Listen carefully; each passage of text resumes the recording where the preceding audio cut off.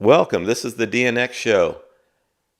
We're here every Thursday, 10 a.m. Pacific, 1 p.m. Eastern. We go for about 2 hours. We talk about domain investing, domain industry topics. Sometimes we talk about other stuff. If you want to check out our website, go to dnxshow.com. You can see, the material that we cover. It shows our outline, but I just put together a new website. It's no big website, but I love just simple HTML pages, fast loading, not a bunch of pages to it because we don't need it. It's just a show landing page, frankly. But I love that all the stuff you can do with just code with regards to color schemes and so on without adding all these extra CSS, style files and stuff like that. All right, Josh is going to be away most of the day, may drop in towards the end of our show today. He had some other commitments, and let's face the music. This is difficult to fucking be consistent, and we're pretty good here. Every week, week in and week out, because you got other things to do, and this isn't, like fake hair Jimmy Kimmel where we get paid to do this shit. That's why we promote our own stuff here, and I am going to be promoting a lot of the stuff I'm doing. But now I also want to ask everybody else what they're working on. But let me get right to a guest who we already have on stage, often co-host of the room, Arif Mirza, out of the suburbs. He's in Montreal, but I think he's in a little town. Anyway, Arif, what's going on? Nice to have you. What's up?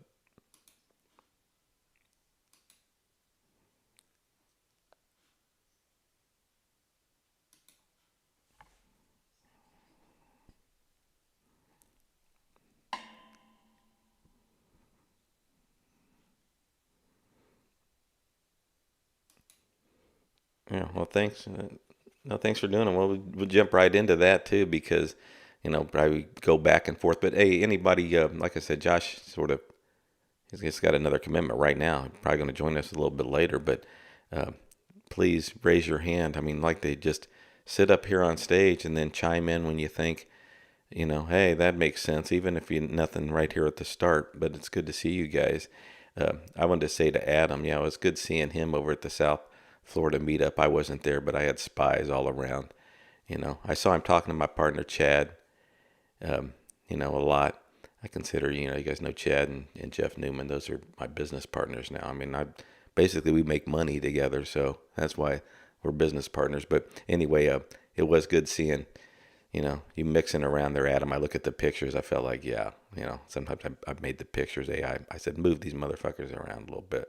Um, yeah, but anyway, so good to see you. I'd like to hear your thoughts, Adam, on some of the big timers. Fucking Mike Mann and Rick Schwartz.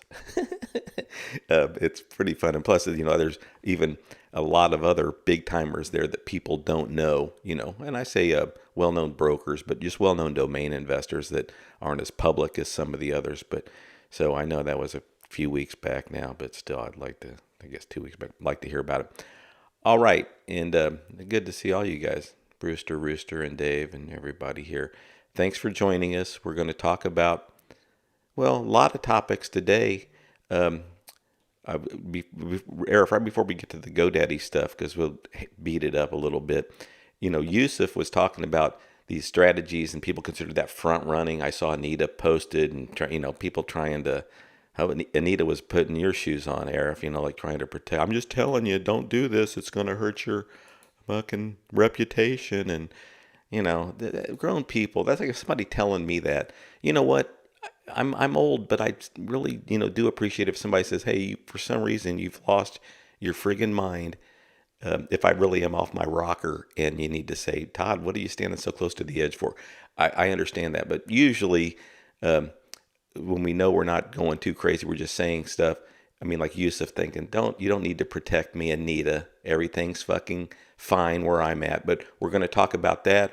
We're going to talk about, I think Ryan DeCourcy Ewan is going to pop in. I hope so. He's back. I really admire him as a domain investor. I mean, he puts his money where his mouth is, keeps all of his records and numbers, and shares this stuff tomorrow over in the UK live at 5 UK time, which is 9 my time. So 9 in the morning, I'm going to be on his YouTube channel checking out what he's doing. That's going to be noon Eastern for you guys. So we'll talk about that too.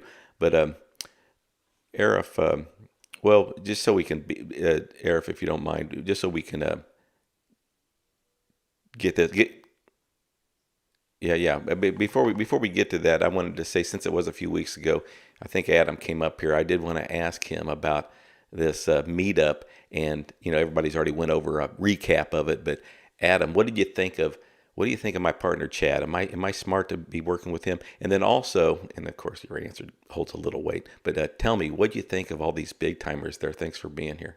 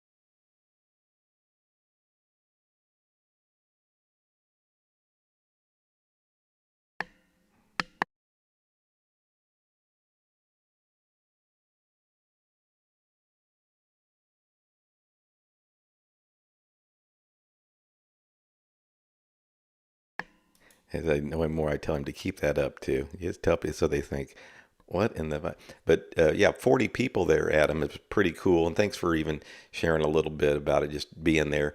And it really was good seeing you. I guess I'm pretty certain I'm going to be. I know I'm going to be there in Miami at NamesCon. Um, so I can't wait to shake your hand and say, yeah, it's me. What are you doing? And did you come across Jason.com when you were there at the South Florida meetup?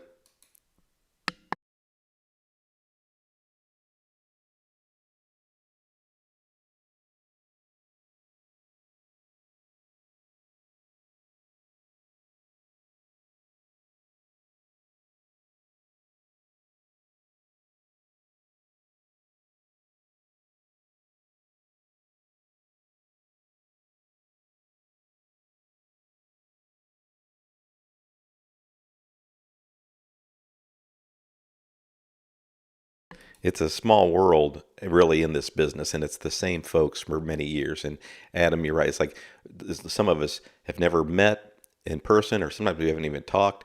Fortunately, since Clubhouse, these last 5 years, a lot of us have interacted, but it's a small world, a lot of the same people. And that, tells you a lot about the domain industry. It is small. No one really knows still what's going on from the outside. I think I think there's a chance by the time it becomes even any more popular, it's like a shooting star. It's going to go away before it becomes big. I guess the pattern is there. It's a small niche industry of domain investors, and it's really, only a few of us, just stick around, continue to do it. Hey, Jason, we're going to start talking about, we're going to let Arif go wild here in a second. But Jason, what's going on with you today?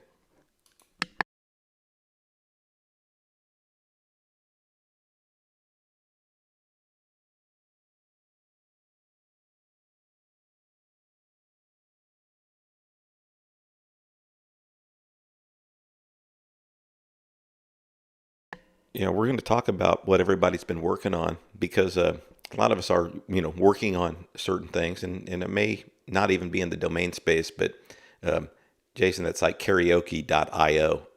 Pretty cool. We'll touch on it in just a bit. We got a lot of topics. If you want to check out dnxshow.com, you can look at just some of the things that we were going to touch on. Arif, so it was a pretty, when did you notice Friday? I mean, basically you just wanted to transfer some names and there was an issue. And what was your experience this weekend with GoDaddy?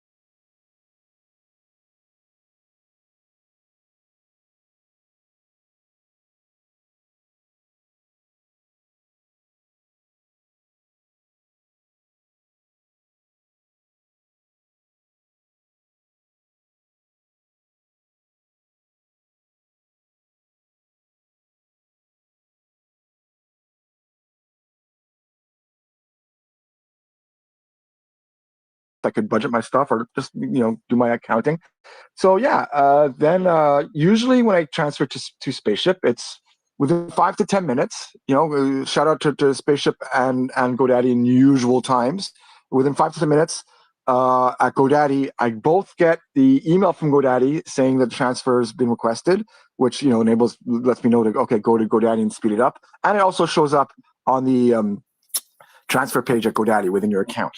Right, both those things happen at the same time. So I don't even have to click anything in the email. Usually, I just see the emails come in. I hear it on my computer. I go to GoDaddy. I refresh the page, and it's there. And sometimes not all at the same time. Sometimes some take 5 minutes. Sometimes 10 minutes, and rarely 15 minutes. But usually, it's pretty quick.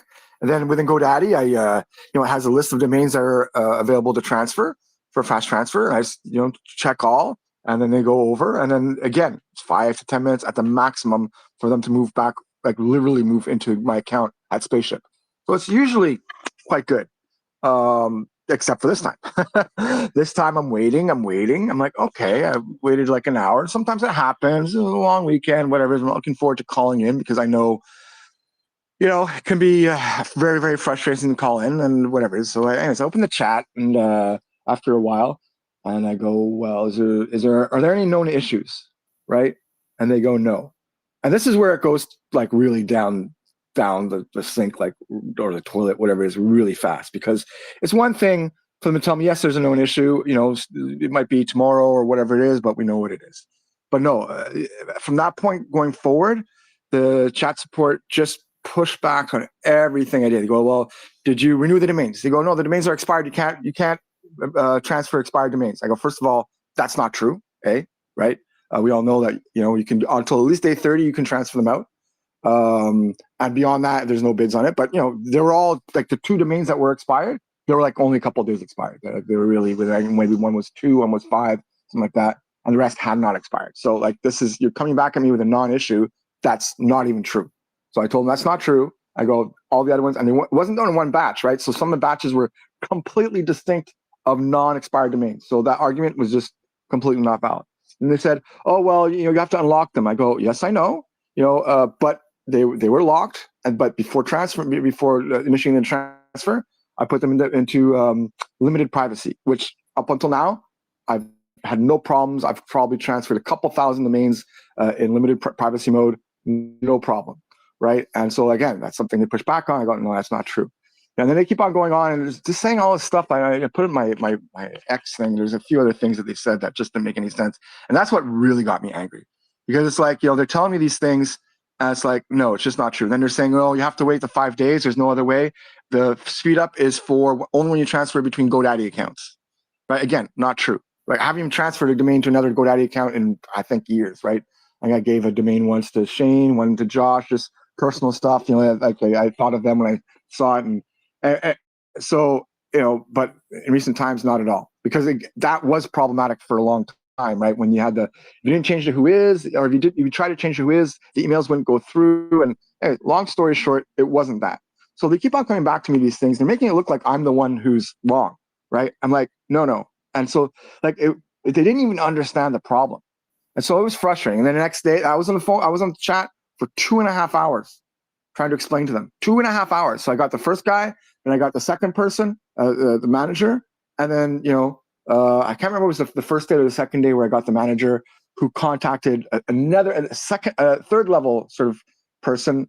And that person also pushed back saying, no, you have to wait 5 days, and it's only. So I was just so frustrated. And it's like, it's one thing for it to be buggy and down, which GoDaddy very often is, but it's just the really horrible training that these people have. Like, I feel bad for them, right? The people who push back on me, first of all, they weren't very good at what they were doing.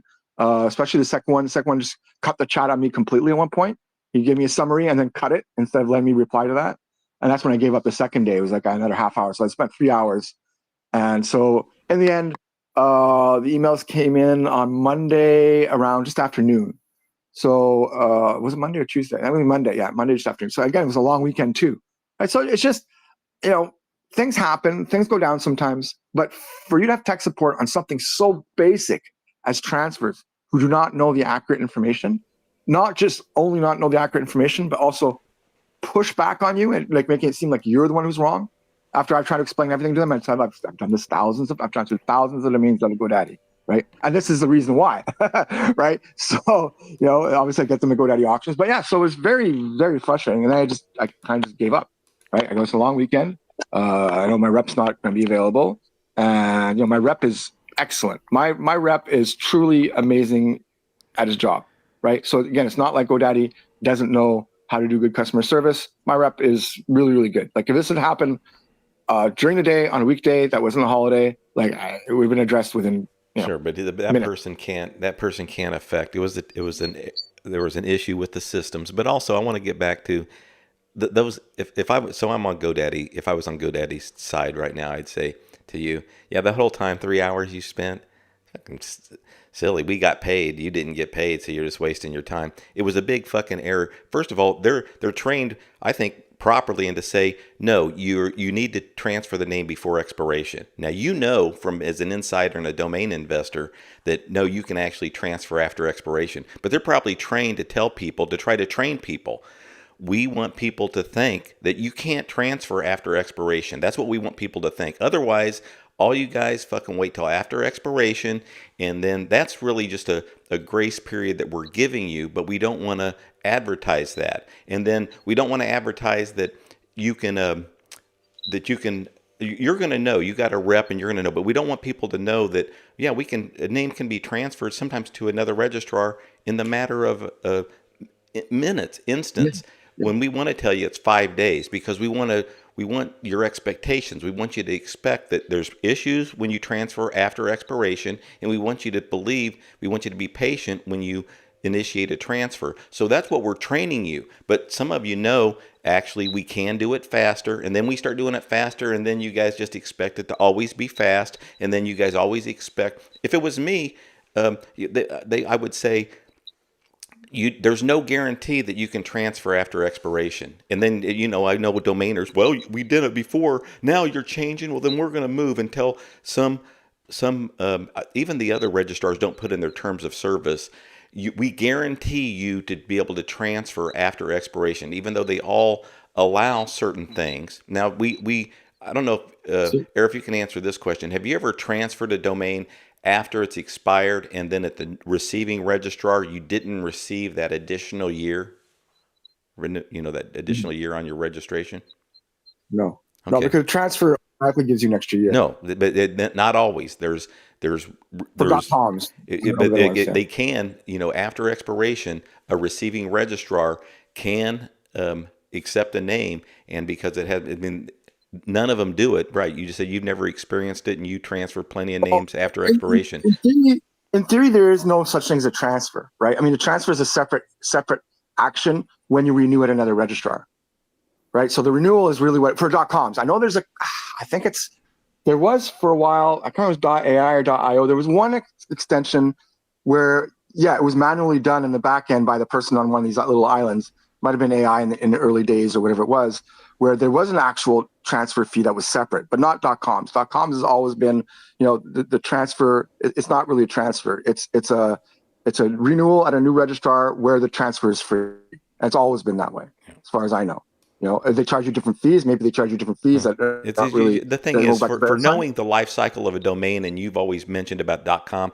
I know at GoDaddy they have a life cycle calendar to show, okay, this extension goes this way in our system, this extension goes this way, meaning the life cycle of a domain, when's it expire, the grace delete period, and so on. The point is, Yeah. for knowing it inside and out, I wouldn't. It's so. I mean, because you're a domain investor and it's important to you. The others, the people that get paid to do it, don't even care. They just look at a calendar. I guess the point is, so you can say, I know better than all these people on chat. They're not trained right. No, they're trained right to tell you don't transfer after expiration. There's no transferring Well, after here's the expiration. thing, but here's the thing, but that's What's the you thing? can't give false information, right? You can't it's one thing they don't advertise it, fine, okay, whatever, but they're telling me that I'm wrong on something that I'm not wrong on, right? And if they'd come to me and said, oh, well, it's broken this weekend, there's a known issue, we can't be arsed with fixing it until Tuesday because that's when the tech guys come back. Well, they I'm don't like, know, but okay, not all of them know it. right, And on okay. Friday night, when you contacted them,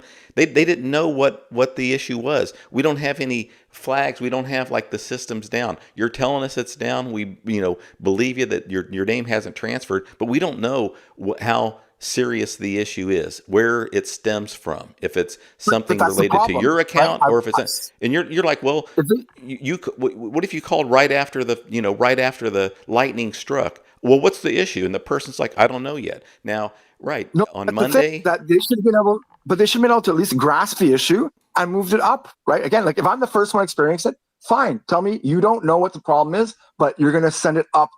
Don't push back on me and tell me I'm wrong, right? That's what that really upset me, right? As basic transfer stuff. How can they not know about basic? Like if they don't know about basic transfer stuff, what else don't they know about?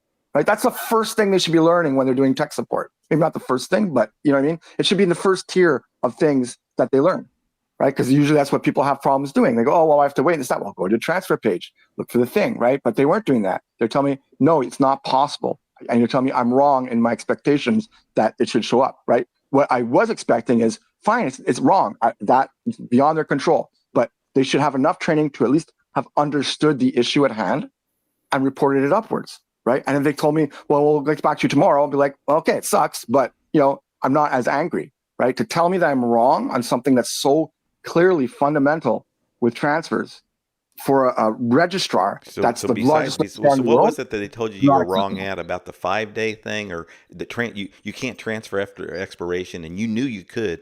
They're there. That's wrong, and they're like trying to say, all right, so you're right. People do transfer after expiration, but what were they specifically? They were telling Because you even were then, wrong. so yeah, they told me I can't transfer expired domains, which is false. They also told me to just renew the domains and it'll work, which is also false because there was a problem in the system, right? So then they also told me you can't transfer domains with limited privacy, and that's wrong, right? It can't be full privacy. Full privacy they won't transfer, but limited privacy, I've done it, for thousands of domains. And again, just try to turn the privacy off and retry, meaning like cancel all my. There's multiple transactions I did at Spaceship. So, I mean, I have to go through the whole hassle of canceling them all, redoing them. And obviously, if I'd done that, it wouldn't have changed anything because the problem had solved only on Monday. Then you go, you can't speed up transfers to other registrars, only to other GoDaddy accounts. That's false, right? And they told me, well, just wait 5 days, right? And actually, again, okay, if you were aware of the problem, you told me it's an exceptional situation and it's a long weekend, and you're going to report the problem. You understand the problem. You report the problem. Then I'd be like, okay, I'm just out of luck. It sucks, but it happens Anyway, sometimes so in this industry. Friday night you initiated transfers. There was a fuck up, but they got transferred out on Monday. I know because I did the exact same thing. I transferred a name from GoDaddy to Cloudflare, and of all times, it was a first transfer. I think I had to Cloudflare, and I thought, why is this? There's something wrong with the system. So then but I didn't care because I was like, all right, well, so we'll see if this thing gets fixed, and plus it was a weekend. So then on Monday, I transferred another couple names because I sold them through notrenewing.com that we were going to talk about. Yeah, Not Renewing had 3 sales there, but names I wasn't going to renew because what is the end of the month, right? Or was there?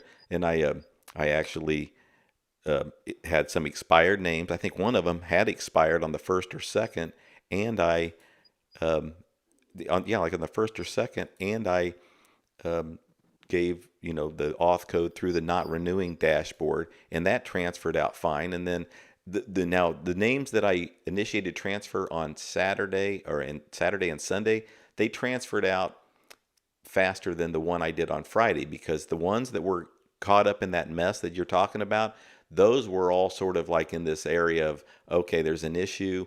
And then I was talking with my rep, Mark Becker, like you, great, he's the main reason, primary reason that I, sometimes feel bad when when I start thinking, yeah, I prefer to work somewhere else when I don't even have a rep at other places. I'm just going to work with their systems.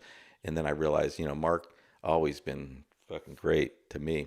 And anyway, so Mark said, yeah, we had some fucking problems, but he don't even say the F word, but he said we had some issues with it. It's getting cleared up right now. I should be calling you back here in a little bit, and I'll take care of that one that you initiated Friday night. And he did on Monday, but it's just so, even the big companies have issues. I wasn't, it still didn't seem like it was too big of a delay to me. So, hey, Paige, thanks for joining us on stage. Arif, we're going to continue this conversation, and we have a lot of stuff if you want to check out dnxshow.com. So let go to him and see how you felt about it. Hey, Paige. Yeah. Hey, Paige, what's up? Hey, everybody. I was going to sit down in the audience and just hang out, and then you hit this topic that affected me quite a bit, but I have a different take on it, maybe. Yes, I had the same thing happen. Transfers out seemed to be held. Or if I took it that I had gotten used to being able to transfer expired domains. But there could be a world where something is allowed but not intended. So that, I kind of take anything that happens after grace period as an allowance to me, as a, what's the word I'm looking for? Not a gift, but Privilege. The registrar can pretty much do what they want after expiration. And most of their terms and conditions say that. And so I kind of take everything as I'm allowed to, or it seems to work that when you do transfers after expiration, after the 18, all the way up until the 28, even all the way up until the 41, you know what I mean? But when this happened, I kind of had to remind myself that that is something that seems to be working, but I went ahead and just renewed everything that was stuck at GoDaddy and just told myself that's the business we're in, is that I had an ability over the past 14 years to do it, and then maybe they were taking it away. I didn't know if it was a glitch or if it was a policy change. So that's kind of the way I danced with that over the weekend. I was glad to see it come back. Again, same thing. My rep said there was a glitch. And but I will say that for me, I take any allowance that I get after expiration as benevolence. You know what I mean? And maybe it is hard to go back to the reps and say, unless it's a rep that's knowledgeable, to say, no, I know how to do this, because they're going to look in their manual, I think, and it's going to say, no, you can't. Even though, like you say, we know that it happens, but so maybe that's how I reconcile those. And then undeveloped or non-renewing, I've had some success there too. So I heard you mention that. Anyway, great to see everybody. Hope you're doing good domaining. I'm doing the joy of domaining now. And then I have a repricing question for later, Todd. But yeah, good to see everybody. Yeah, GoDaddy is not the only place where in the past there's been a bug, and then the people tell me, oh, you have to renew before, and so it's not exclusive to them. I think it's a problem that's fairly industry wide, that most of the tech support, maybe they don't see this very often. I don't know, but again, for me it was a pushback. But that being said, like the ICANN rules stipulate that just because the domain's expired, you cannot withhold a transfer code or enable transfers. Now the fast transfer, I don't know what the rules are for that. Again, it didn't. Are you sure on that one, Arif? Are you sure on that one, Arif? Yeah, I think it's because GoDaddy rewrote their policy for the 30-day thing, right? But prior to that, again, they could change their fine print, right? Because there are no real hard the ICANN part. I meant about the ICANN part. I had never seen that in the ICANN rules, but anyway. Let's say it was one of the older podcasts that I've heard that. I don't know, it was one of the law ones that Todd does years ago. Well, it's a fact in my mind that's been my mind for a long time. I think it might have been maybe John Berryhill, one of his rants on DNY or something. But again, I'm not 100%, but I'm pretty sure I know I've heard it before from an authority that I trusted. But again, am I 100%? No, but I'm pretty sure it's that. And again, like if the fast transfer part, I don't think it's probably in the rules. Maybe it is, maybe it's not. But again, that's not the problem. For me, the problem wasn't them not knowing what the fast transfer. It was them pushing back and me telling them wrong, rather than saying, okay, we understand your problem. We understand that fast transfer is an option sometimes, and we will elevate this thing, and we will get back to you, right? That would have been, in my mind, very frustrating, but acceptable, right? What frustrated me was them telling me all these wrong facts, right? And then pushing back on me and telling them I'm wrong. And basically making, No, and I understand. I totally understand how you feel. Yeah. I just want to get to the next step, which is what to do about it. And I think, just hold on a second. And I think that because, I mean, I probably first experienced this like in 2008, you know what I mean? And first we had reps, then we had Premier Services that was going 24/7. And then they throttled it back to Premier Services during daytime hours. But supposedly elevated customer service reps that your Premier Services call was forwarded to. And I don't know if that's still in place, but if there was something concrete that we could all as a community go back to GoDaddy with, would be that yes, they charge us for domains 24/7. We bid on domains 24/7, 7 days a week.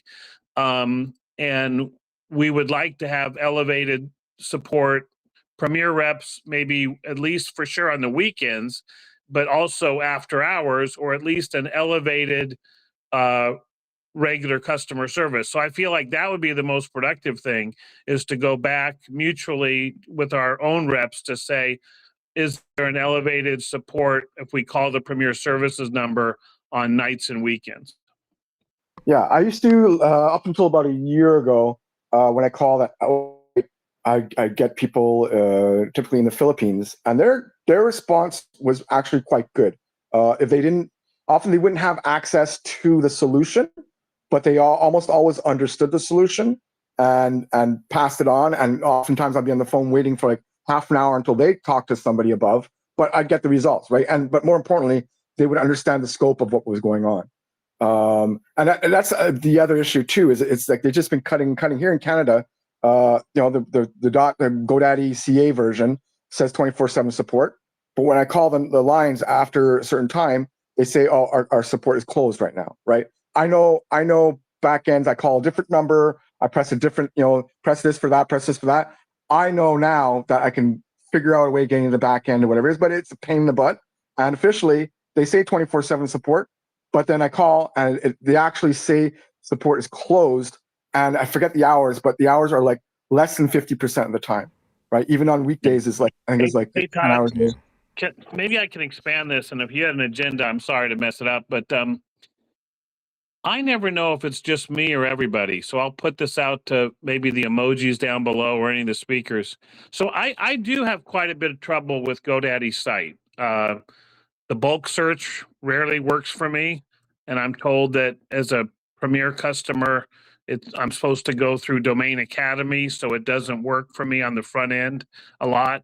The appraisal tool, same thing. I get a lot of, latent searches, where it says, this site isn't available. And it's not just GoDaddy, it's Spaceship too. Sometimes I go to Spaceship, hit Launchpad, I get nothing. Dynadot used to have more problems, but in general, I would encourage all registrars, if we had a real domain name association, that it is important for us that they be capable at the process of registering domain names more than maybe upselling us to do a bunch of stuff. But in general, how's everyone else do with just GoDaddy, just regular stuff? Do you get a lot of errors and cookies and currency changes like I do? Oh man, the currency thing for me is a nightmare. So my default in my account is US dollars, right? Because usually I just pay through the money I make from sales with my PayPal and just goes bang, bang, boom. But like, there's so many pages that revert back to .ca. And it's like, well, what's like my default is that. And then sometimes even when I change it back to USD, it doesn't work. It'll just refresh. Like one of the pages where it's often like that is the domain discount page with it shows the pricing, right? So I want to see what the pricing is of some of the, I don't have a lot of non.coms, but I do have some. So I want to see what the price is for these non.coms, right? For the renewals. And it's like I go there and yeah, it's stuck in Canadian and I try to switch it, but it keeps on reverting back. It's just, yeah. And there's other places too where it's been the problem. Also within the auctions for the longest time, like right now I'm not buying much, but I remember last year when I was intensely buying a lot of domains, I have multiple tabs open, and they basically the 2-hour timeout would be after the first tab in question. So do the first one, they all time out, but then again I log back in, I'm in the middle of an auction, it's like I'm rushing, and then like all of a sudden it's showing me Canadian dollars, like, so I have to go back to the GoDaddy homepage on a different tab, refresh the page, select US dollars, refresh the other page, go. It's just like I'm in the middle of an auction. It's like this is supposed to be fast and quick. But no, I gotcha. How's everybody else doing? And Paige, you're not hijacking it at all. We're going to jump around from topic to topic, but I would say, yeah, it is. I don't have many issues to address your question, Paige, but I do, basic stuff, and meaning I don't really have any bulk search issues. I use mostly NameBright for my bulk search, but in my control panel, my dashboard, user panel at GoDaddy, I would say I don't have many issues when I want to, put together a list, where you download your lists. I use that quite a bit, and I'll select names, or I have my folders. So I don't really have a lot of issues with GoDaddy. Before I, go on Arif, I would say, yeah, but they got you by the nuts, huh? Because you can't take it that their network that they've built helps you sell names, but yet all the issues that you've had with them over the last many years, and then you say, but I like my rep and I like that.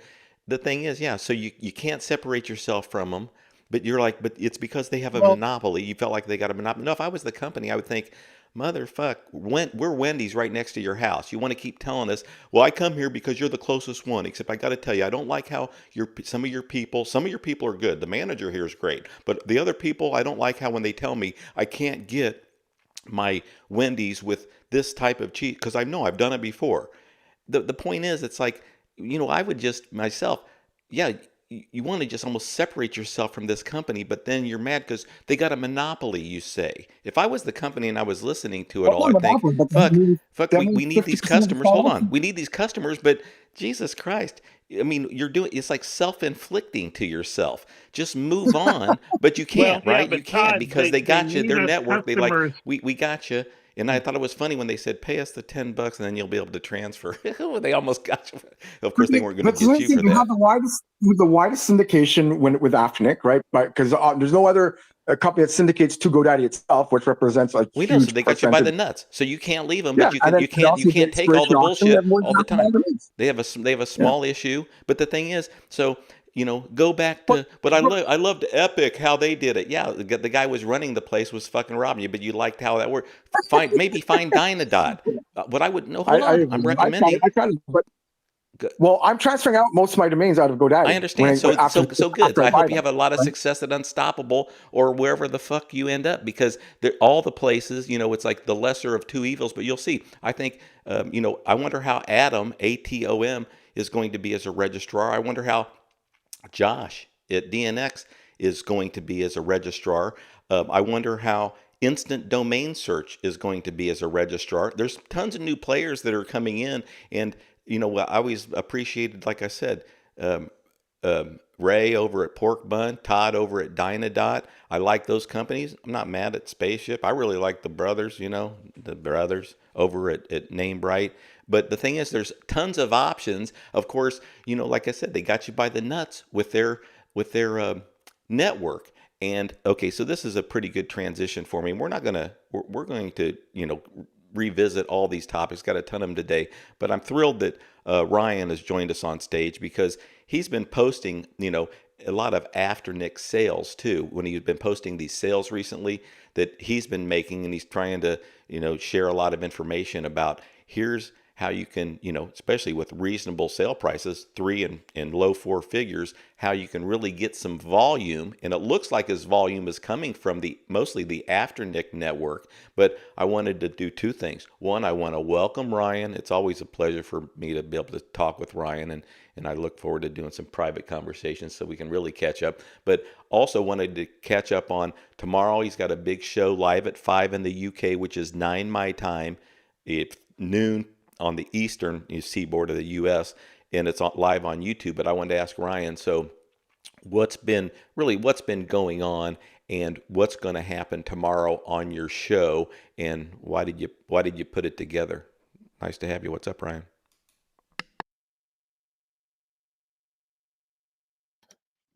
Hey, Todd. How's things? Good to be here. I thought I'd just quickly jumping on from the last point. I think it's a really simple, and it kind of leads into what I'm going to do tomorrow. But it's really simple. There's 2 parts to the conversation that's going on. Right. Part number 1 is that corporations are 50. Well, everyone in this room is an entrepreneur. Okay, corporations are 15 years behind entrepreneurs. That's quite a well documented fact. So everyone in here is kind of cutting edge, and so you have to allow that. There's nothing necessarily nefarious with GoDaddy. And the second point is to understand, like 2 years ago in January, I remember Mike Sligo posted about getting a bunch of traffic on, I think it was pyramid.com when it launched. And I, at the same time, was getting absolutely brutalized with traffic on one of our platforms. And it was because this Polish kind of hacking organization was going around. So the 2 perspectives, Mike was like, wow, getting loads of traffic, I must be doing something right. And I was getting creamed with hosting charges for the servers being abused. The point is that when you have a platform, it's, even with the best intentions, it's incredibly difficult, especially on scale of GoDaddy. So for me personally, over the last year, or over the last couple of years, I've sold, like, I don't know, bought and sold maybe 60,000 domains. The value add that GoDaddy or Arif offered me, just in terms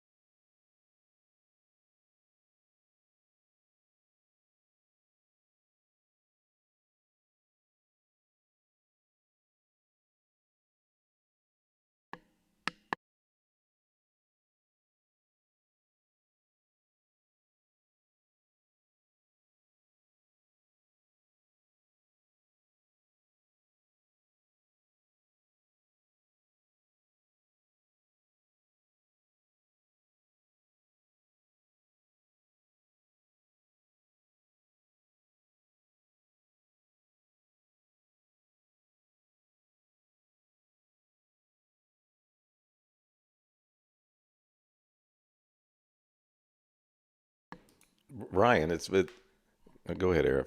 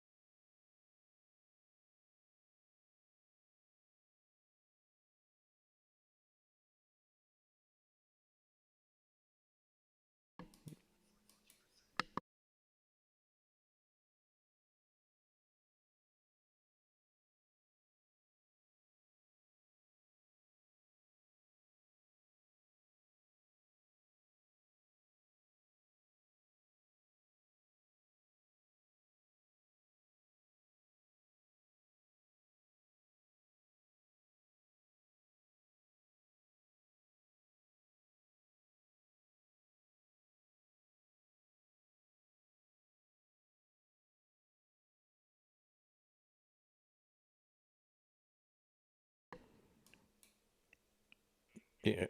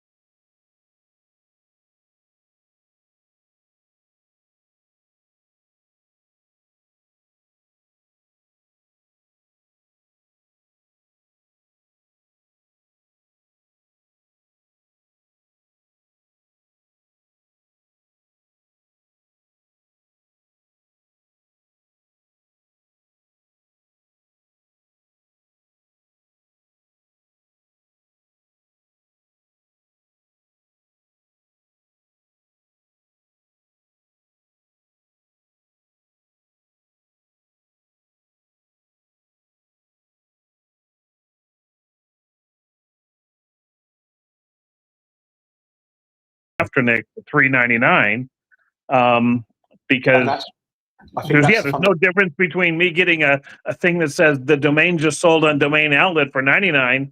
Okay, it's gone. I move on. Or it just sold on Afternic for $3.99. So I think that going into a zone that other people, have thought, oh, you can't do that, it's admitting defeat.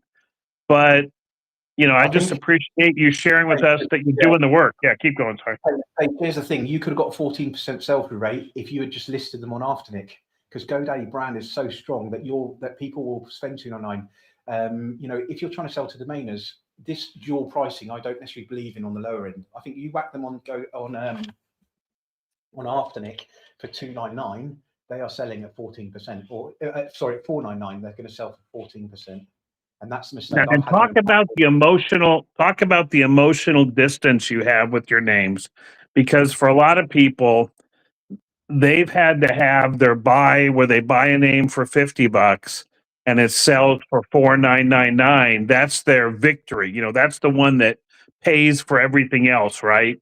You remember it for 6 months because you had this one great sale. You know what I mean? But it's paying for all your non-sales. It's paying for your renewals. It's paying for the stuff you bought that you didn't like. And the first feeling that you get when you get that first message, at least for me, it says you sold it for $3.99, is, oh my gosh, I've let it go out of my inventory. This one needed to sell more. But I sense for you kind of have an emotional distance from these things, and it's just about the revenue and the data. Am I right? Yeah. So the reality is, I sold OR.com to Nat Cohen, and that was tough. That was really tough for me to sell. And so there are certain domains, but the reality of the situation is, I look at the life I lead. It's pretty amazing, and it's pretty consistent. I've retired my parents, my two brothers. We have a pretty good life. Every day is exciting now. From waking up from years and years working so hard, and when I say hard, I mean 20 hours a day hard. Waking up every day, being like, shit, how am I going to pay the bills? How am I going to pay the staff? Going to bed and being like mentally at 80%, then 60%, then 40%, so beat up by that situation that it's just a horrible place to be. And now I wake up, I'm 120% every day. And so I don't think you should have an emotional attachment. I've been in business. I think I set my first business up when I was like 18. I'm super passionate. Let's say I reveal all my secrets on YouTube over the next couple of months, right? What will I do? I don't know. I'll go on another adventure. My thing here is that we are living in one of the most, essentially over the next 3 to 5 years, we can do a massive land grab, especially with the stuff we're working on. I mean, some of the stuff Josh Reason's done, it's super interesting in terms of the hand edge stuff. And I'm happy to give away the strategy, because 3 to 5 years, I'll have achieved what I wanted. Well, I've achieved what I wanted to achieve anyway. Now, if I can get up in the morning and everyone's really happy and living their best life, and we're part of this community who I massively respect, then I'm really motivated to do that. And then in 3 to 5 years' time, I'll go and do something else I'm super motivated on. And then no one will know who I am, what we've done, and how we've worked. And everyone who gets behind this kind of thing is going to just, it's about the world being a crazy place, and just rather than being divided and angry and all this kind of stuff, imagine if we all just super positive. Imagine if we're all like, okay, yeah, this is a good strategy. I'm going to share it, because then, maybe someone else can take a spin on it and all that kind of thing. It feels like we're all carrying a relay baton. Josh, as an example, he's done a lot of heavy lifting. Todd, for example, doing this thing. Arif, Michael Seiger. There's a whole range of people here that pass the baton from the baton to the baton. And I feel right now's my time to show what I've taken from you guys and turned into my little world and my strategy, and let me share it. And it's we are on the same team. Yeah, I mean, what you're doing is super interesting, because like you listen to what Darpin says. Darpin, he has a huge platform with huge numbers, but he's always said that the sweet spot is about $2,200. I got $2,200, where once you go below that price point, your sales, like your volume, doesn't go up as fast as your revenue goes down. Right, so that below that point, that sweet spot. But again, it's going to depend on the domains. It's going to depend on the visibility of what you're doing. So there's a lot of things. I'm really looking forward to your show tomorrow, and in the future, if you're doing more than just tomorrow, for you to get a little bit more in the details, because it's you're proving that you're doing something other people with big volume have shied away upon for obviously, trial and error reasons. So you've obviously figured out something a little bit different in your methods that other people haven't. So, I'm looking forward to that. Just a random one quick question. I'm a million of them, but just one quick question. Is your Afternic boost on or off? Off. Off. Okay. Yeah, we don't use it. There's no massive value add for us with the boost. They're going to sell anyway. We don't list it anywhere else just because by virtue I say those too difficult. And Spaceship is we don't need to list basically. I think the thing is I view domains as Ferraris, so exclusivity is really important. And the GoDaddy brand represents a Ferrari for me, in my opinion. One quick thing about Darpan, and this is so a couple of whatever it was that I was quite active. I had a situation in Berlin and stuff, and at the time I thought I wanted investors and private equity and all this kind of good stuff. So I'm having conversations. Now the problem is when you go down that route, then you get silence. You're not allowed to say this. You're not allowed to do that. You're not allowed to have an opinion. You're not allowed to upset people. You're not allowed to give away trade secrets and all that. So I spent a bunch of time in the wilderness thinking that I wanted that thing, and I was really unhappy. And I just got my head down, and actually I don't need it, to be honest. I'm quite pleased now. In my world, if I pick up the phone to people and I say, right, I need this amount of money, they send it to me because I'm good to my word. I'm honest. I'm a family person. And that kind of thing. So, and this is nothing about Darpan specifically, but he is part of a corporation that has shareholders or investors. He's like with Andrew Miller, and there's nothing wrong or right that they do. It's just that they're ultimately driven by different metrics, whereas collectively, if we collectively work together, we're more powerful than any of these platforms. They rely on you for business, but ultimately, Atom makes money from basically what is not great domains that will never sell. I've analysed a bunch of portfolios on Atom, and they're just nothing there. They've obviously that's one thing I tell people a lot is that for Atom, to me it was a question of higher or lower. They can make that comparison, but we can't really compare ourselves to the same sell rate as them, because for them they have zero renewal cost, right? The renewal costs are paid by the domain holders. Domain owners. So the actual metrics of sell-through, the actual number might make a little bit less sense to compare it to. But again, when him saying that one way is better than the other way, that he can compare it to. Just another question for you: how many, aside from the 10,000, how many domains? Hold on for a second. Adam had a question. Hold on there, motherfucker. I mean, I'm sitting here thinking. I'm watching this show. First of all, I'm glad Josh isn't here because only one Tommy, only one Brit at a time. No, Ryan. I wish Josh was here just to be here. But tomorrow, so everybody's looking forward to this show, and I'm going to ask Adam to chime in with his question. But I wanted to say quickly, yeah, I love, Ryan, that you said, there's enough for everybody. Like you said, everybody can make a bunch of money, and it is true. I mean, you're saying here, I'm going to show you, do specifically some of the things that I've done, and I got these results. If you don't get those results, well, you're possibly doing something a little bit different. But I love that you've explored so many different ways to invest, investing in so many different types of domains at different levels. All your experience is now a lot of us who can just feast on it. It's like you go into the place, it's on fire. Now we go in after you've already sort of cut down some of the trees. Adam, I saw you come off mute 45 minutes ago. What did you have? I hope you have something. It wasn't that long ago, but hey Ryan, nice to talk. I don't think we've ever met. I have a question about getting new inventory. So are you able to keep up getting new domains as fast as you sell them, or is this more of a, I have my portfolio and I'm just basically selling it off, and I'm not able to pick up names to keep up with it type thing? So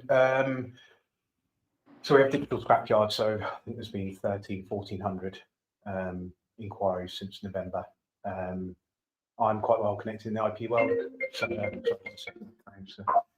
can't seem to get 5 minutes piece at the moment. But I can replace them. Well, look, if you look here, let's say I sell 4 or 5 domains a day, so I can definitely replace them quite easily. I was going to do Josh Reason's strategy that he's done. I was going to do that with maybe 50,000 or 100,000 domains, something nutty. Because it make quite good content. We can all follow along.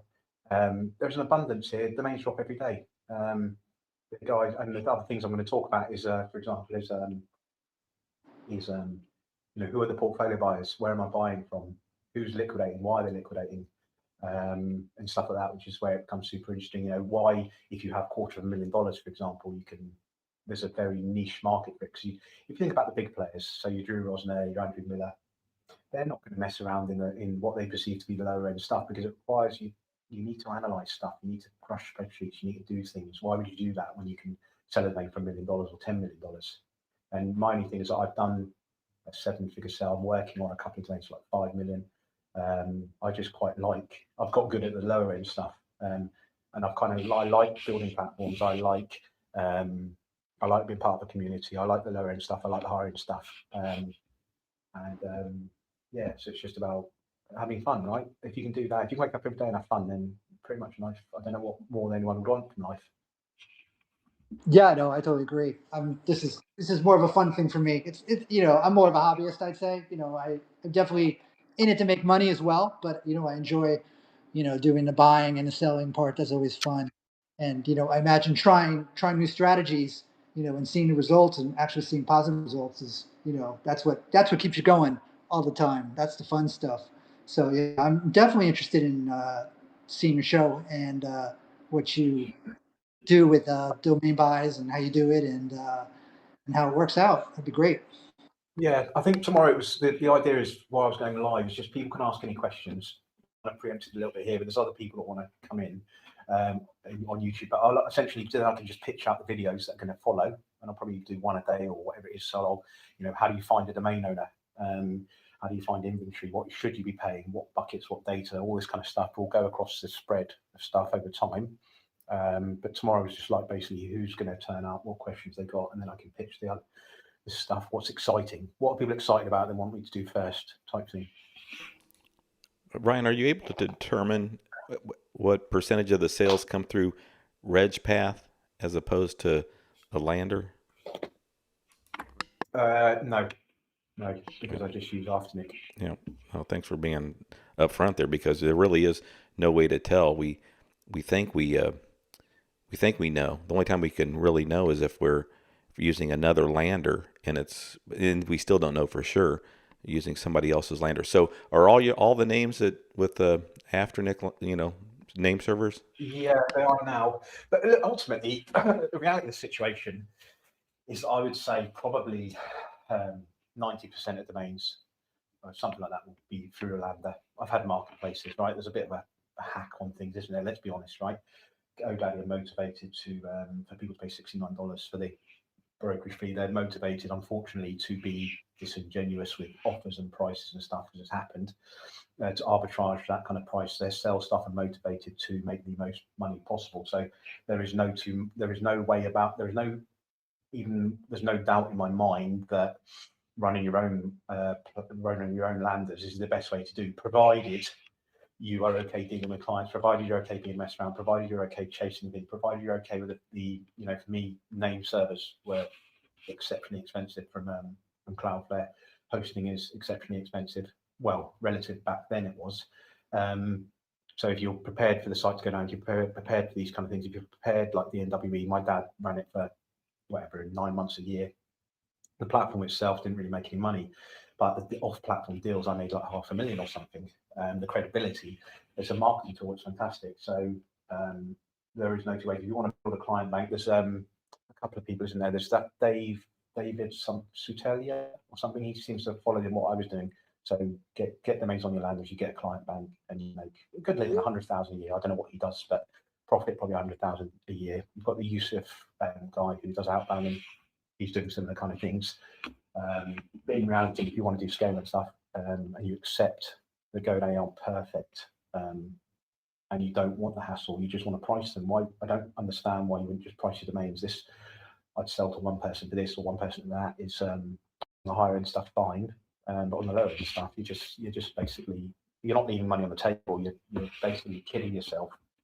Don't you just want to wake up every day and get $1,000 in every day you wake up, you get $1,000? Life's amazing if you can get that consistency, right? Of course, 100,000, whatever it is, but that's a different strategy, and it's okay to do that strategy. But don't do that on a domain that you paid $10 for or $30, right? Just be realistic and understand that there's 180 million domains registered, right? So let's be realistic. Some of them are going to pop off for 100 grand. Some of them are going to pop off for 500,000. But when we say some of them, we're talking about a handful out of 180 million. Do the maths, and you really, you basically, there's a saying in business, isn't it? If you don't know what the product is, you are the product. Don't be renewal fodder for marketplaces and all that kind of stuff. Just be realistic. There is no hacking this. Okay, there's data, but there's no hack. There's no easy way of doing it. I put the hours in to be really good at this. At the different levels. I'm not on Drew Rosner's, for example, not on Drew Rosner's or Andrew Miller's kind of level. I'm not on that level because that's a different skill. That's something that they've honed over 10 or 20 years. Yeah, but we all have our different skill, and if we stick to it and stuff, then we'll get to where we're meant to get to. Well, in my opinion, those two guys are really different too, in that, but they're the same, that they're both brokers and they handle, really expensive assets. But Andrew Miller, from what I understand, has a much smaller personal portfolio than Drew. Drew seems to me like he loves being a domain investor and has I don't even know how many names he has. Andrew Miller, it's like some people are strictly brokers. I'm not saying Andrew Miller is, but there's a lot of brokers in the space who have, very few names in their personal portfolio. But then I notice a lot of the brokers are, hybrid. They're domain investors, and I like that type the best, a domain investor and a broker. Ryan, so I want to ask you. People always say, "But that's $300, $299 for a name. You need a high sell-through rate. Is it really going to be, worthwhile?"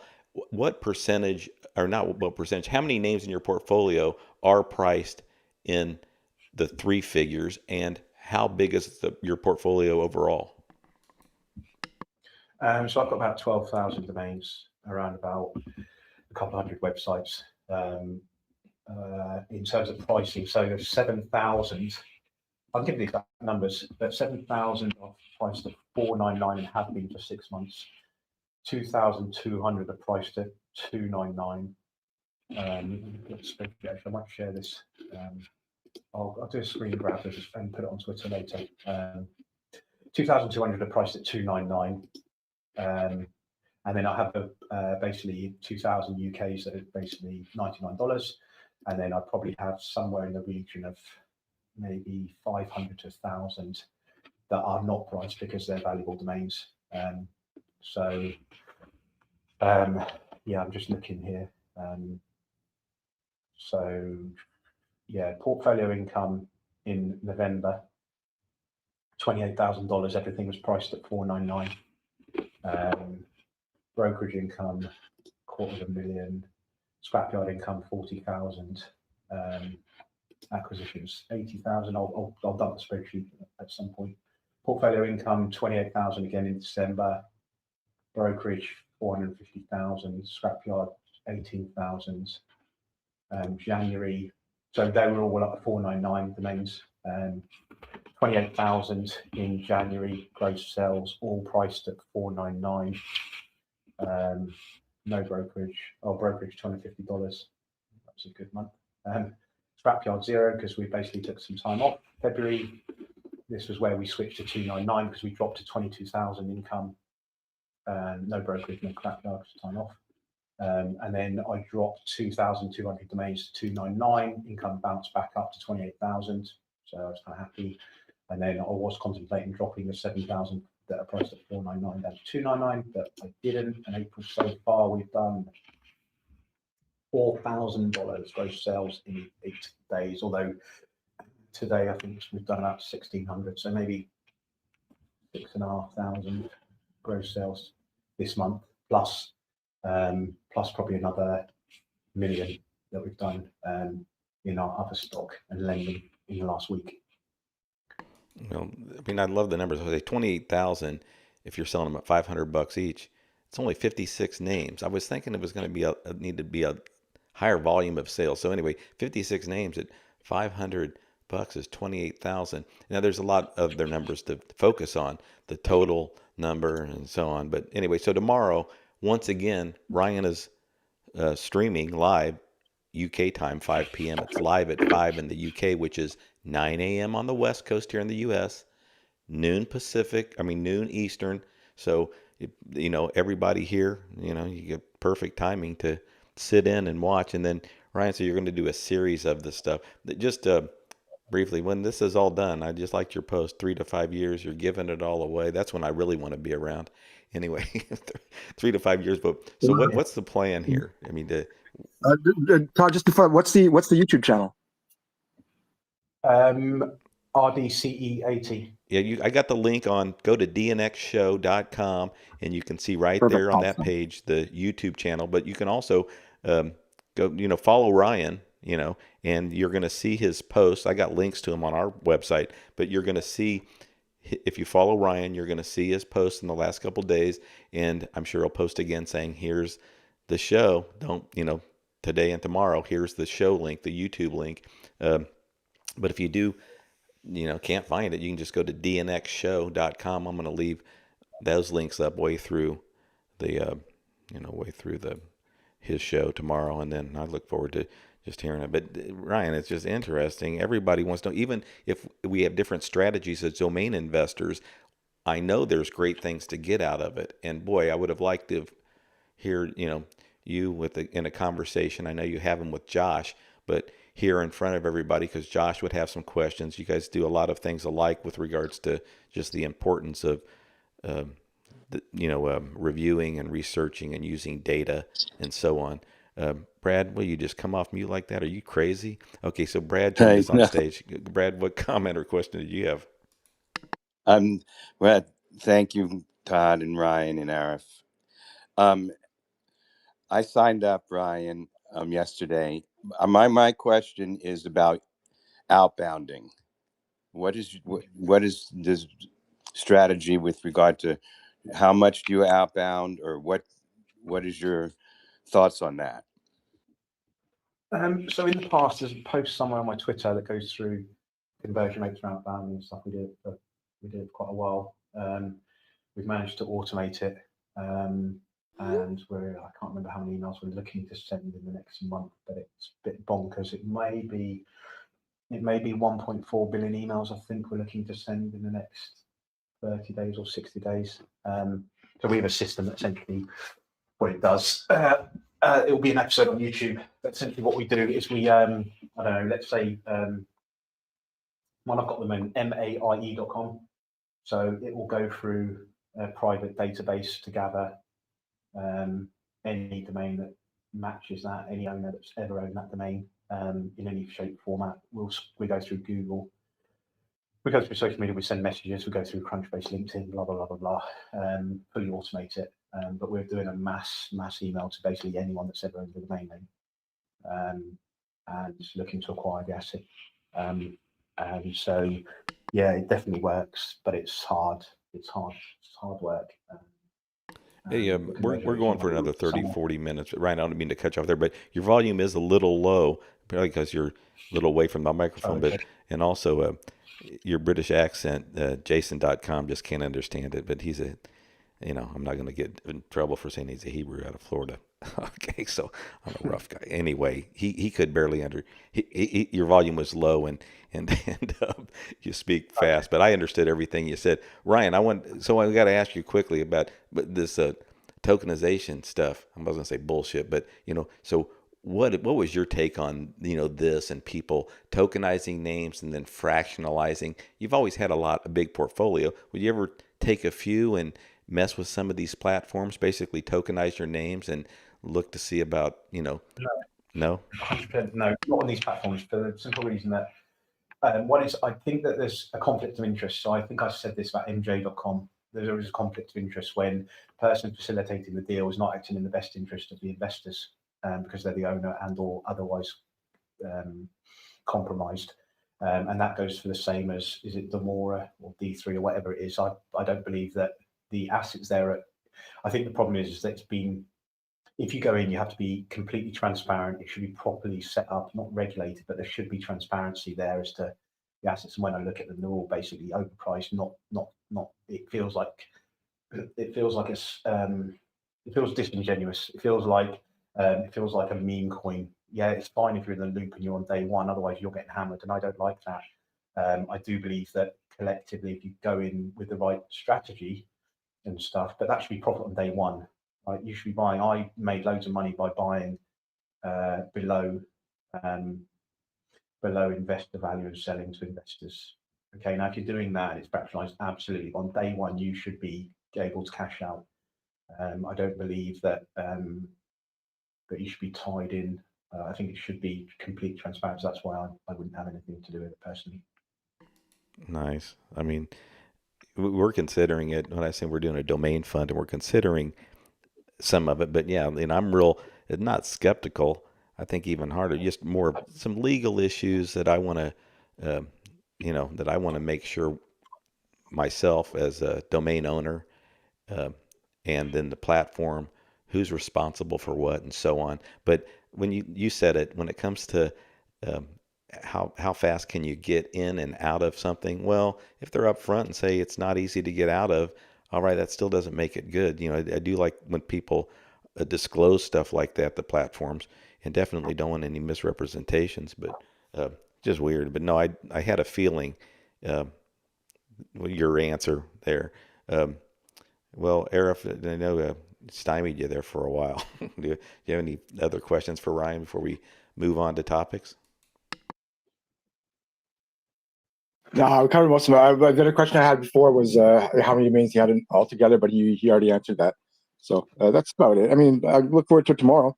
Again, this is really a completely different way of looking at it. But again, at the end of the day, what matters is profit, right? If you're going to sell domains for a much lower price, but you make up for it with volume, well, then that's profit, right? If you're making money, that's all that matters in the industry, because most people don't, and it's good to see a different way, a different sort of math work out in a way that ends up being profitable. So, congrats and thanks for sharing.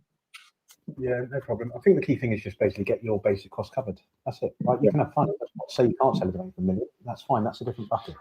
But basically, work out a way that you take away that pressure and you have a good life, and then everything else is a bonus. Everything else is exciting. So yeah, thanks for obviously going through things. Sorry, talking. Yeah, and separately, just good to hear your voice again. I know you were away for a while, so it's good to hear you. You're back into things, and yeah, it's good for that.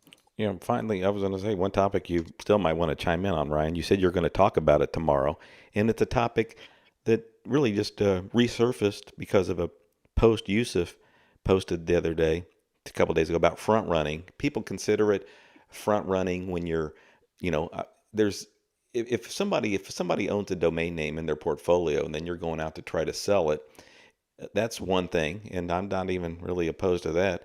Um, and I know, oh no, I could care less if people. I want to bring up why I say that. But then when it's a name that's expired or that's available, and you're talking about reaching out to someone saying, hey, I think I can get a hold of this name, or are you interested in this name? What would you pay for?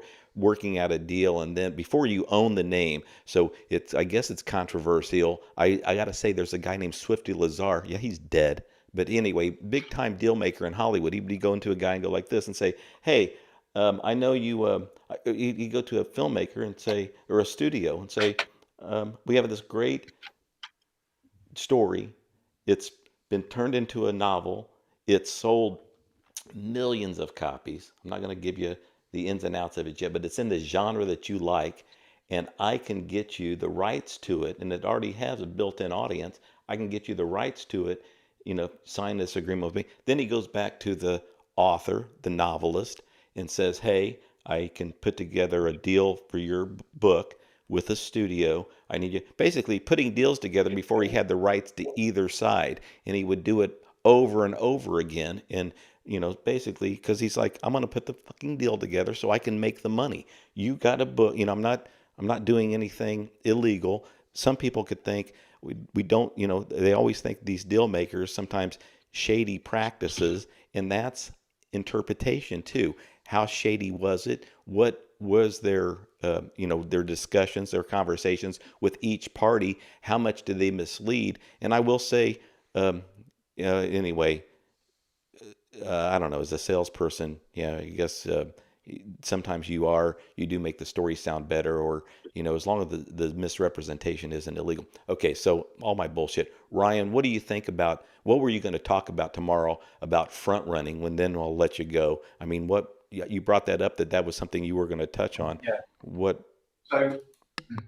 So there's a gray area. Okay, so if you go to this website, dn.ename.domains.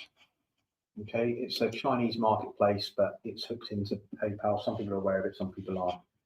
Right now, if you go on there, what you'll realise is there is multiple opportunities here. So the opportunities exist because someone on NamePros, for example, will want a domain for including the word, I don't know, whatever it is, agentic, right? You go to dn.ename and you type in agentic as a keyword, for example, bring up a list. It's not a good example, but it's an example nevertheless.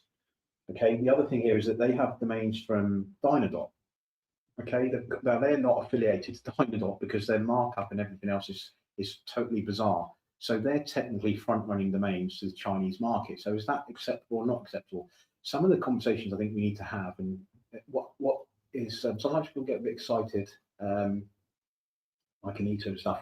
It's ultimately it's okay to have a conversation about front-running and stuff like that. Whether you choose to do it or not, that's up to you. That's a conversation with yourself. But I can give you multiple examples where corporations or companies are front-running technically.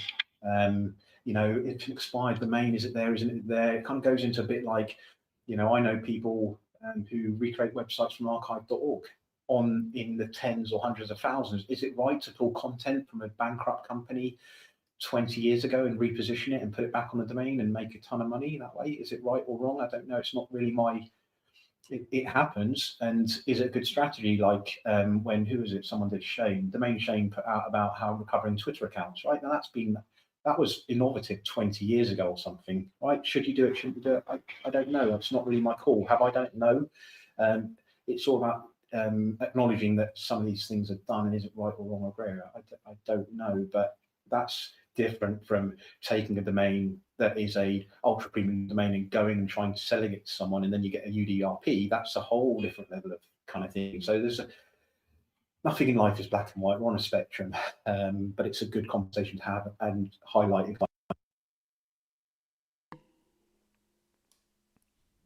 what is acceptable or not acceptable, and as a community deciding that as well. That's kind of my view on it.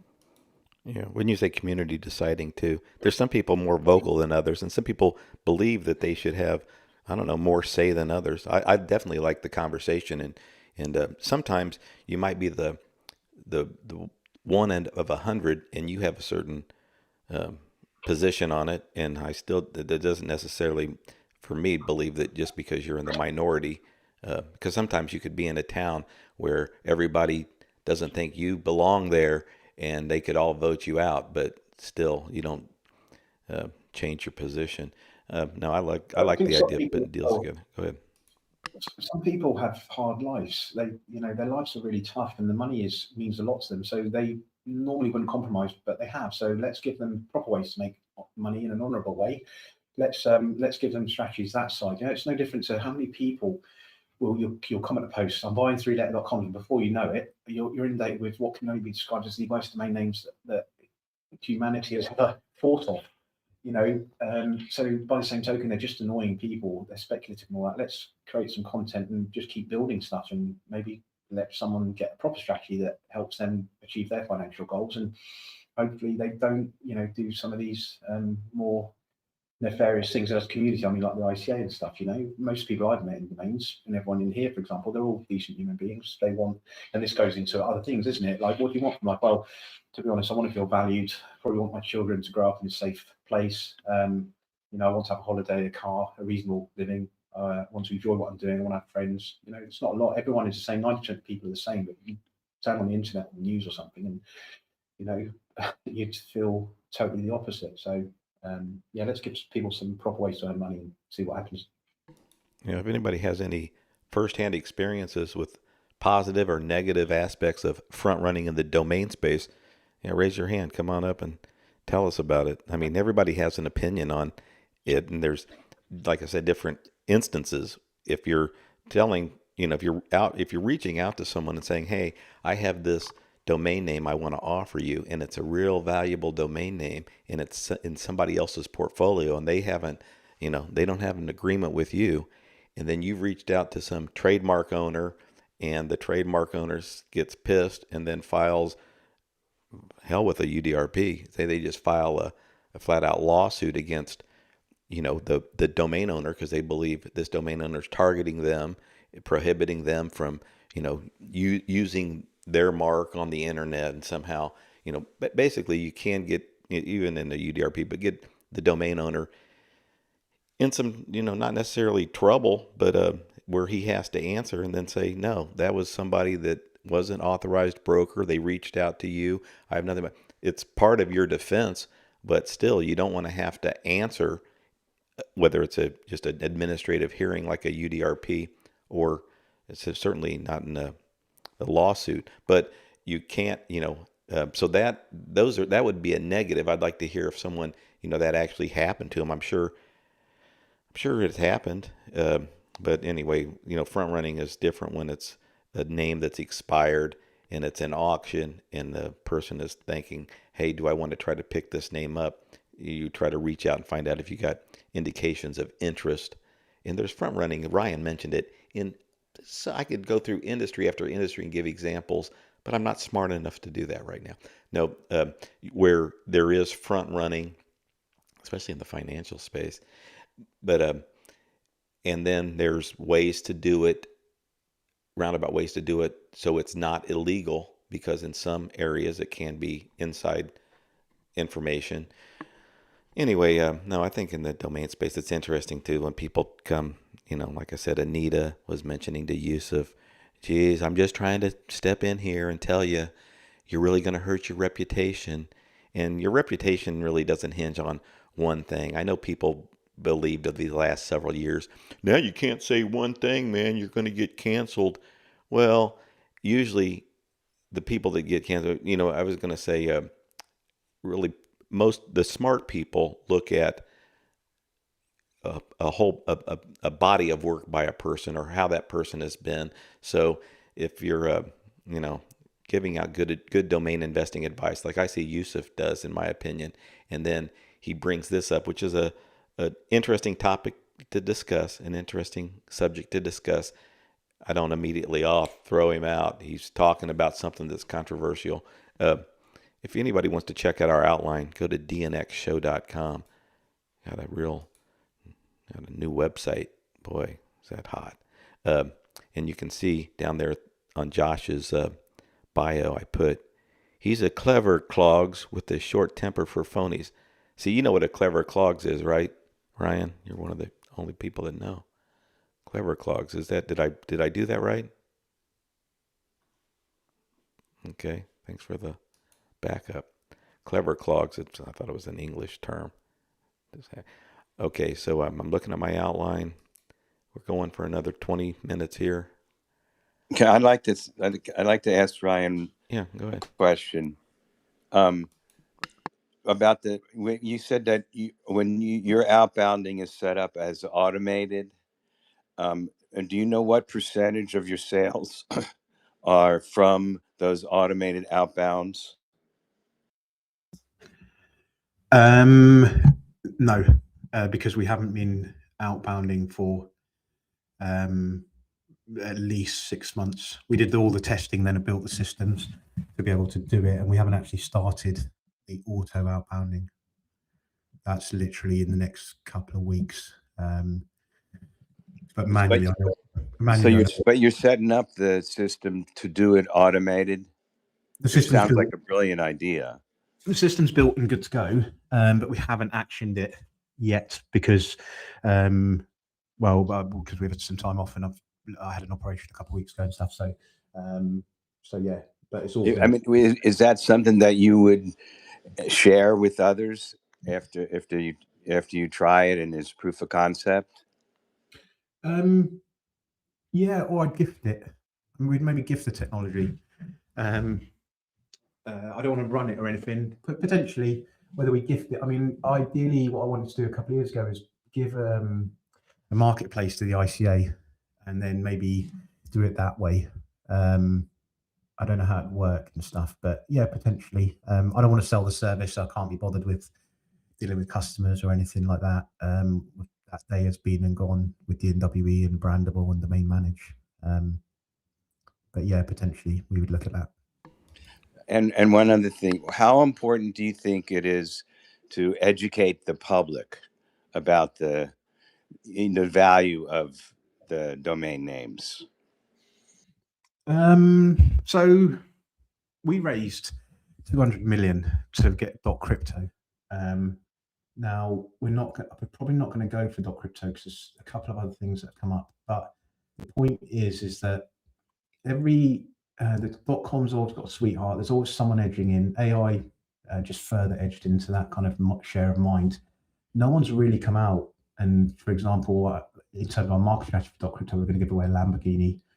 We were going to do a bunch of TV advertising. We're going to do that thing. Now that we won't be the only people who do that. There's going to be a whole bunch of people, I believe, on new extensions that are seriously and adequately equipped. So .agent and these kind of things, they're going to go heavy. People are going to go heavy on TV advertising. They'll do the education, and in exploring the new domain names, they kind of automatically, by virtue, do the education for people. I mean, I believe GoDaddy are doing something like for the high-end sales. They're offering people billboards and that kind of thing. I think that's a thing I'm aware of. So education, definitely. Like I've got clients that someone bought a domain for me for 6,000, and in speaking about the importance and stuff of domain names, they bought a 7-figure domain from me.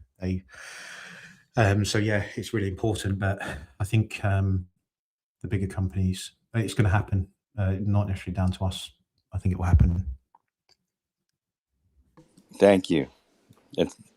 Sounds like you're excited about the next round, Ryan. So you think there'll be more than a few new strings that'll catch on? I mean, you think this time different because of the strings that are going to be applied for, and then the money backing those strings, basically new tech, from crypto to AI, and now the public is more open to other extensions. So, I mean, younger people are coming through. They've got different ambitions, and community is definitely the big thing. I think Paige hit on that really early on. You've seen it with .club, you've seen it with various bits and bobs, but it's all going to be about community. And the reality of the situation is just more and more people coming online. So why wouldn't you want the perfect left of the dot and right of the dot? It kind of makes sense. So I think look, comms are great and it's king, and it'll probably always be king for corporations. But why shouldn't someone have the right to launch a brand that they could make amazing? Why should they be forced into like a hyphen or this or that to and then it comes down to your imagination, doesn't it? How can you brand it and stuff like that? .la, I remember Paige doing some really interesting stuff with that, and with food vans, a whole range of things. So yeah, there's always changes, right? Life moves on and it's exciting. Great. So you are applying for some extensions? Well, we were going for .crypto. That was the one.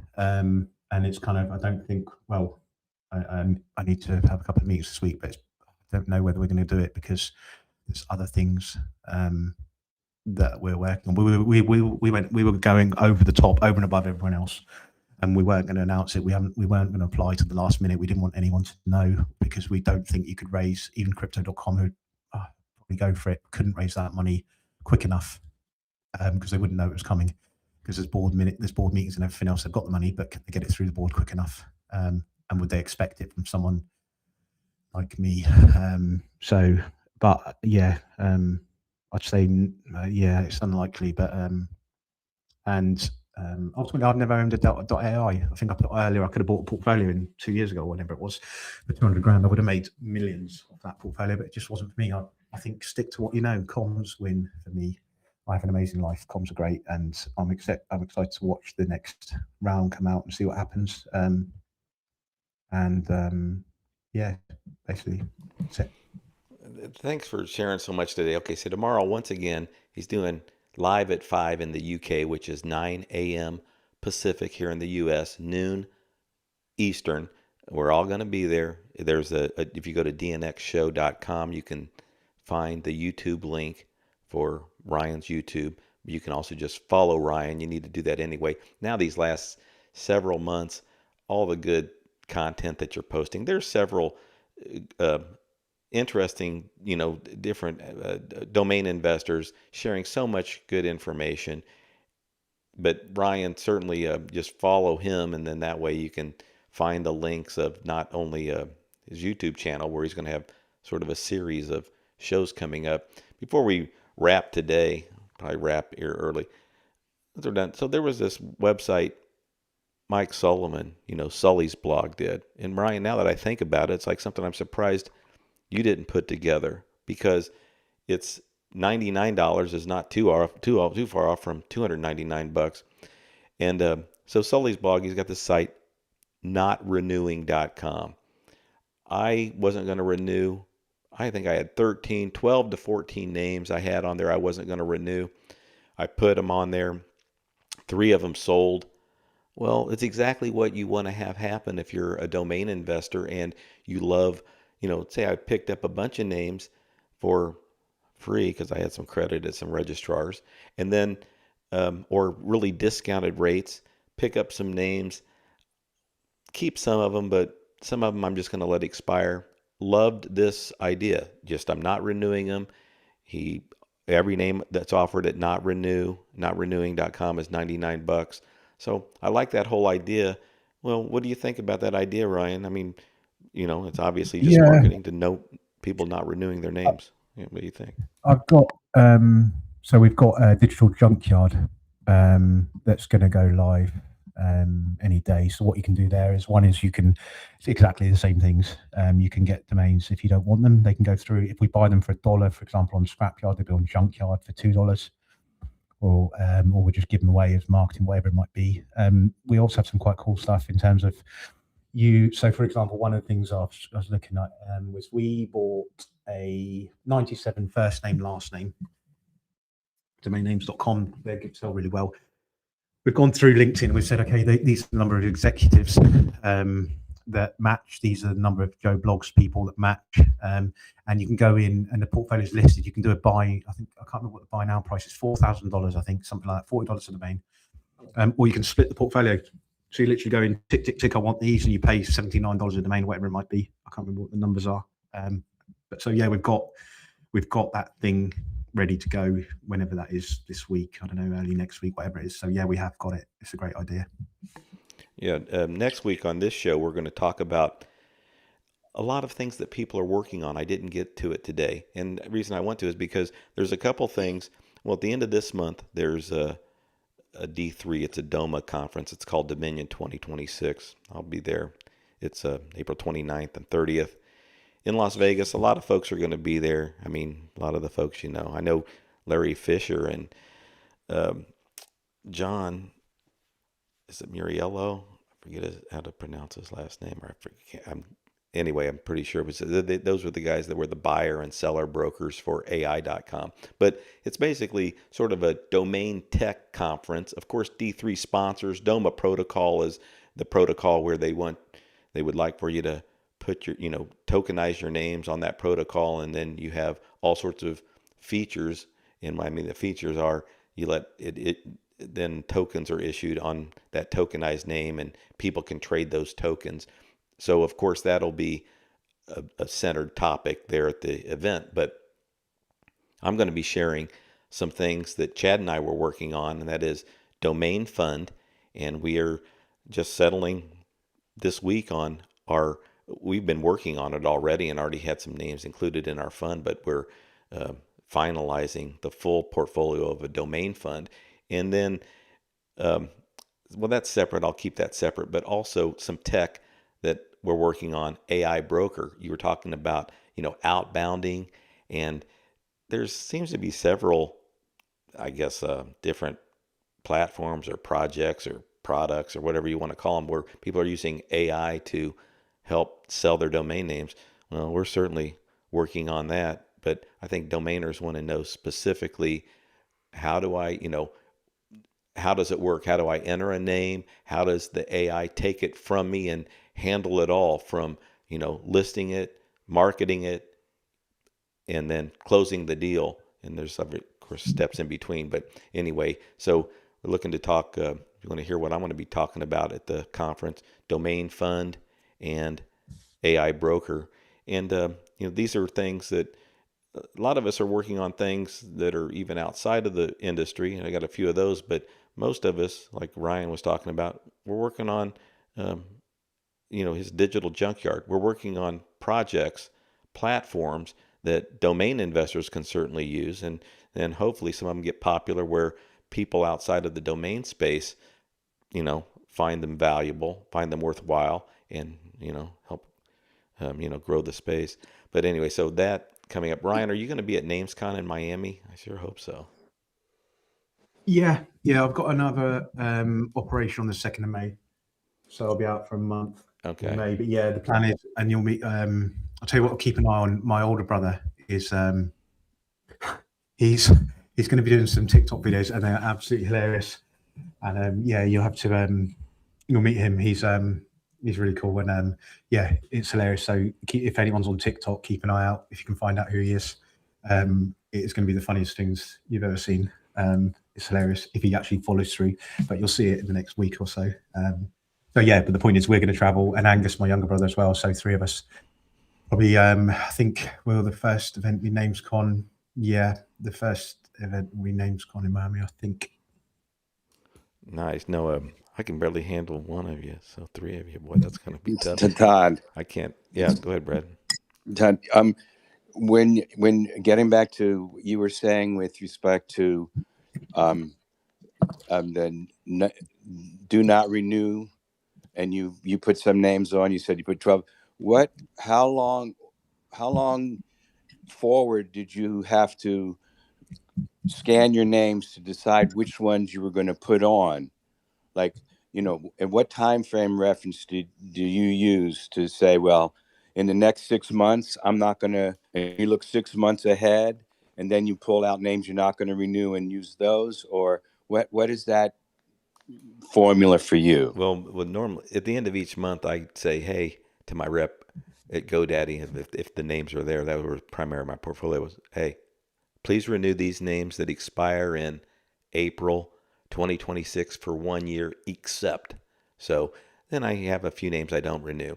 Well, in this case, notrenewing.com, I submitted some names that that already expired. One maybe expired like April 2nd, and I submitted it to not renewing on April 2nd or April 3rd. Normally, they're going to probably have a week or 2 left before they expire when I would be submitting to not renewing. In this case, so I was submitting names that I wasn't renewing in April, and some of them, because I submitted April 3rd, April 4th to not renewing.com, and you basically just change servers. I believe it was servers, or did I add a text record? You just go to notrenewing.com and you'll see. But basically, Brad, I could even submitted some after expiration. They transferred fine. They, like I said, 3 of them transferred. 2 of them were .ios, and 1 was a .com. And I can just tell you what they were. Weed Marts. That was within the 29-day. Yeah, it was. Yeah, period. They were. Well, I think 1 had expired. I think weedmarts.com had expired already, but it was just by a day or 2, a couple days, and then the others were going to expire probably like 10th, the 11th. Just basically right now, and sometime in April. And so very easy though. But bottom line is, since it's, I say small amounts, I believe you sold it for $99.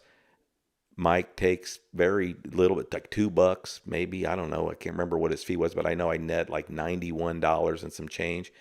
When you're going to let names drop and you put them on there, awesome. It's like, but the thing is, it makes me more apt to pick up some names as I've been doing this, register 30, 40 names, 50 names here and there. And then in a year from now, if some of them I don't think were smart investments, can I, at least there's a platform not renewing. And then Brian said he's doing digital junkyard. Yeah, this is exactly what I wanted. I remember Atom, ATOM. Now they got this thing where they're letting you, if you register a name there, you let it expire at their registrar, that they're going to auction it off and give you 40%. Well, the difference there is, I guess it could go for more than $99. So if it went for 500, you'd get 200 and whatever, the $200 out of it. So potentially you could get more, but I like the fixed price. I think I was gonna do Mike or Sully. Yeah, he said he was like last year. Hey, Todd, you want to interview you for my blog? He never returned. But no, I've always liked him. I've liked his blog, and I know several people that speak to him, and he seems like a quality guy. But I'm glad he put this together. So notrenewing.com, and we're gonna promote. Yeah, that your brother's TikTok, Ryan. We'll promote it here.